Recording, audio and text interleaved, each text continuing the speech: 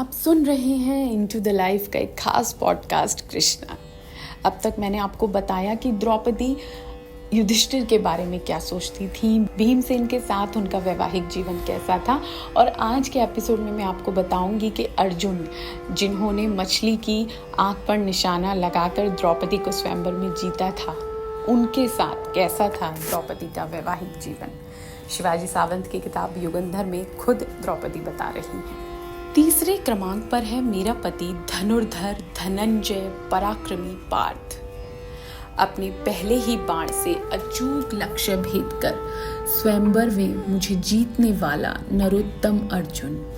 उसकी एक बात को मैं कभी स्वीकार नहीं कर सकी, वह थी मेरे पत्नीत्व विभाजन के समय किसी भी वीर पुरुष के लिए अशोभनीय उसका मौन रह जाना।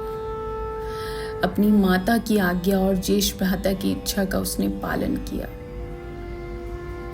ये स्पष्टीकरण एकांत समय में उसने मुझे कई बार दिया, किंतु मुझे वो कभी भी स्वीकार नहीं हुआ। उसके दोनों ज्येष्ठों का आदर करने में मुझे कोई आपत्ति नहीं थी, किसी को भी नहीं हो सकती, किंतु उसी क्षण में मैं जान गई कि ऐन समय पर वह अपने क्रोध का गांडीव उतार कर फेंक सकता है। स्वयंवर के पश्चात कई बार मैंने सोचा कि यदि मेरे विभाजन के समय मेरे पति अर्जुन के स्थान पर कृष्ण होता तो क्या करता वो। उसने भी जीवन भर ज्येष्ठों का आदर किया था, क्या ऐसे समय वो चुप रहता? कदापि नहीं।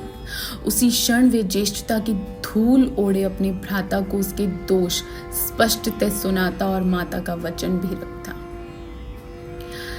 इसलिए अर्जुन का उस समय मौन रह जाना मुझे सदैव अक्षम्य लगता आया है।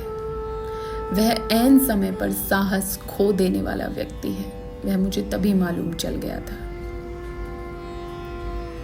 ऐसे अवसर पर उसे कठोर शब्द सुनाकर उचित मार्ग पर ला देने का सामर्थ्य सिर्फ कृष्ण में ही था।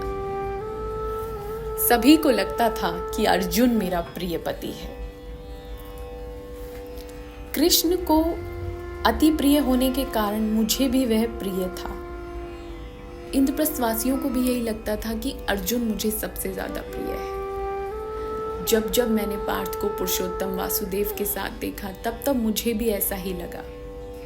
दोनों के वर्ण नील थे, ऊंचाई भी समान थी, आकृति और छाया भी एक जैसी थी। पर हम तीनों का भाव त्रिकोण औरों के लिए दुर्बोध था। इसे अर्जुन ने चतुष्कोण बनाया सुभद्रा का हरण कर। सुभद्रा उसकी चौथी पत्नी बनी। मैंने सभी सपत्नियों से प्रेम पूर्वक व्यवहार किया, लेकिन सुभद्रा से अधिक, क्योंकि वो कृष्ण की बहन जो थी। न मैंने उसकी गोकुल की राधिका को देखा था, न मैं उसकी बहन एकानंगा से मिली थी।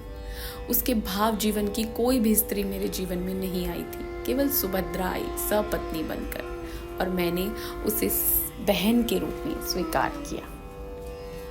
तो ये थी द्रौपदी, जिन्होंने बताया अर्जुन के बारे में और अर्जुन से जीवन भर चली उनकी एक नाराजगी के बारे में। आगे के एपिसोड में आपको बताऊंगी कि नकुल और सहदेव, जो सबसे छोटे पांडव थे, उनके साथ द्रौपदी का वैवाहिक जीवन कैसा था।